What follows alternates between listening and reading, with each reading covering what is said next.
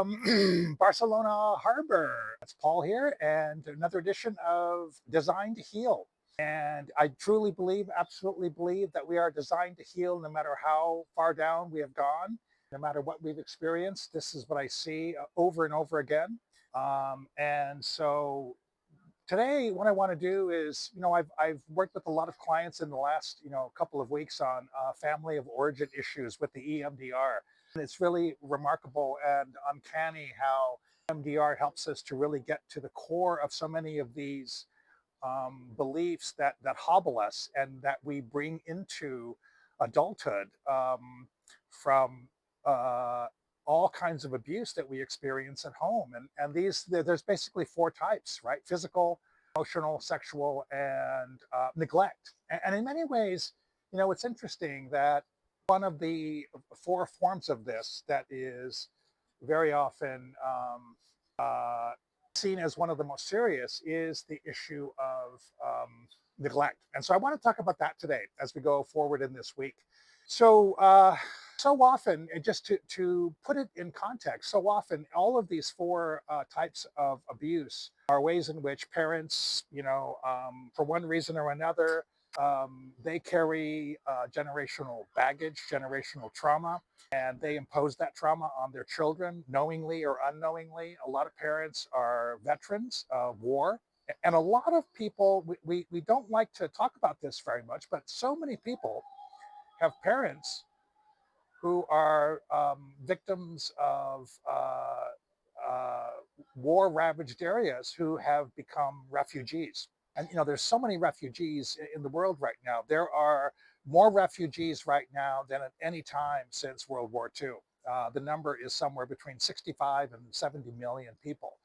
So we're talking about a really big chunk of the human population has been displaced all over Europe and the United States and Australia, UK, from war-torn areas everywhere, Africa, Near East, Middle East, South Africa, South America, Central America. And so I want to talk about that today.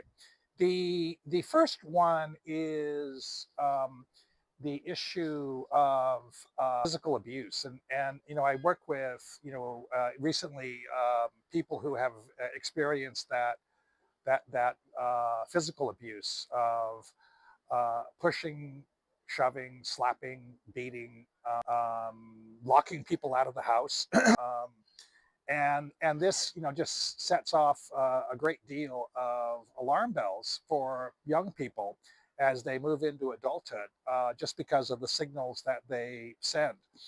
And unfortunately, all too often, what happens is that these occurrences carry into adulthood with a belief that what I know is as love is something which is physical or violent. And so what happens is these people carry into adulthood this sense that if somebody loves me, they should hit me, and this is a huge contributor to domestic violence. And it takes a lot of work to understand where these beliefs come from, and we can do that in talk therapy, but I think that EMDR is awfully good at this because it basically allows individuals to look at the moment of the trauma to see what is going on, right? EMDR asks a person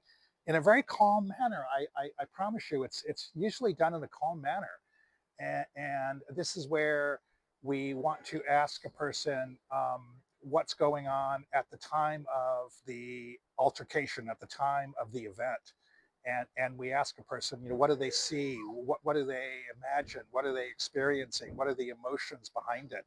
And so when we can get a couple of descriptions from the individual doing the bilateral stimulation, you can get very far in terms of seeing what are the core beliefs.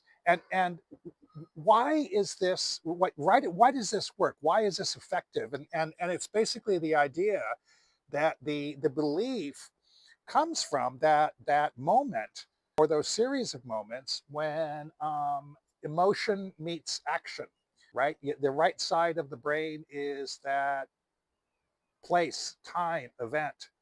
He did this to me. She did this to me, right? And the other side of the brain is that sense of intuition and acknowledgement and placement of you know uh, understanding. And so when you put these two together, you get emotions tied to events. And this is where the beliefs come from. The beliefs come from, what is the emotion that is the response to the event, and what is this belief, right? And if we challenge people on the belief, what is going on here, right? That he hit me.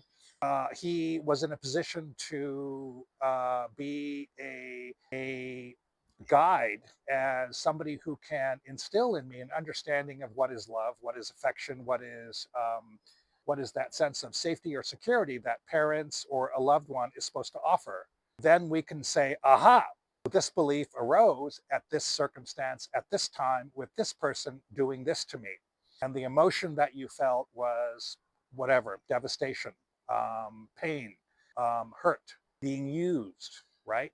And so with further EMDR and bilateral stimulation, we can, it's remarkable how there's an uncanny ability of the brain at this point to begin to get understanding and context and clarity on what is going on here with the event. And so when we do this, we can slowly begin to let the person, right? The person's always in charge here, is let the person have a much better sense of understanding where is this person coming from. There is never, ever a sense in which we are looking for the person to get people off the hook, to excuse behavior, to think that behavior is justified. Never, ever, ever. Physical beatings is never ever acceptable, right? That's the point of this. We want to get it context. We want to get a context for what is happening, why it's happening, and to look at, more importantly, what are the beliefs that were created and absorbed and were lived in beliefs for years or decades that we didn't even understand were there. And these beliefs that so often come in the event of physical beatings are, I deserved it. It was my fault. I didn't do anything to protect me. He said he loved me. And so this must be love, right? And so these are just a couple of examples of the way in which physical abuse creates false beliefs that serve as very powerful guides for a lot of people in their adult life without them knowing it. And EMDR is just a great way to uncover these beliefs, to allow us to see if they're guiding us inappropriately. And also, I think when we get to a point now, if people get cleaned up from drugs and alcohol, but they get to a point in their life when they're just sick and tired of being sick and tired, they EMDR really helps people who are ready to say, well, that was never true. These beliefs were never true. These beliefs were not appropriate. And most important of all, I don't have to allow these beliefs to, guide me and possess me and drag me around like I'm tied to the back of a car. And so the alternative, when we deal with grown adults who are capable of taking care of themselves, who know that they can take care of themselves, who know that they can create a safe physical space for themselves, is a sense of, okay, then what does it look like if next time you confront somebody who wants to be physically abusive, what does it look like to believe in yourself as worthy of having boundaries, as worthy of being treated respectfully, as worthy of not being abused in any way, shape, or form? And that's where we're trying to go with this EMDR, is to guide in the shift of beliefs about what is the case with what is appropriate for people, for how people can treat us. And so this is where we want to be going, and it's really remarkable. And I guarantee you, it just is really remarkable. I just did a long one the other day with 2.5 hours with somebody. And again, I just see it coming up a lot. I don't know why this is, but there is a capacity of the human brain in that bilateral stimulation to come to a sense of compassion or pity for the other person who is just I don't know what you want to call them, a douchebag, or just a bad person, or somebody who's, got a bunch of demons they need to figure out, they need to go away and figure out.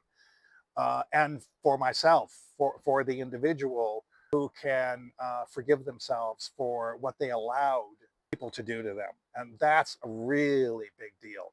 And so that is the experience I've had with EMDR in the last couple of weeks on physical abuse. So come again on Wednesday, and I'll be talking about sexual abuse, and then we'll be talking about neglect this week, about how we can overcome these things that are that leave us with beliefs about ourselves that are false, that are untrue, that don't work anymore, that we need to change. And this is something that EMDR can do in 4 or 5 or 6 sessions that talk therapy might be able to accomplish in a year. And so I just want to leave it with that. So have a happy day, and please just give me a shout, or like, or drop a note below. And I will give you a copy of my book, my audio book on EMDR, and also the PowerPoint to show how and why it works. Okay, happy day.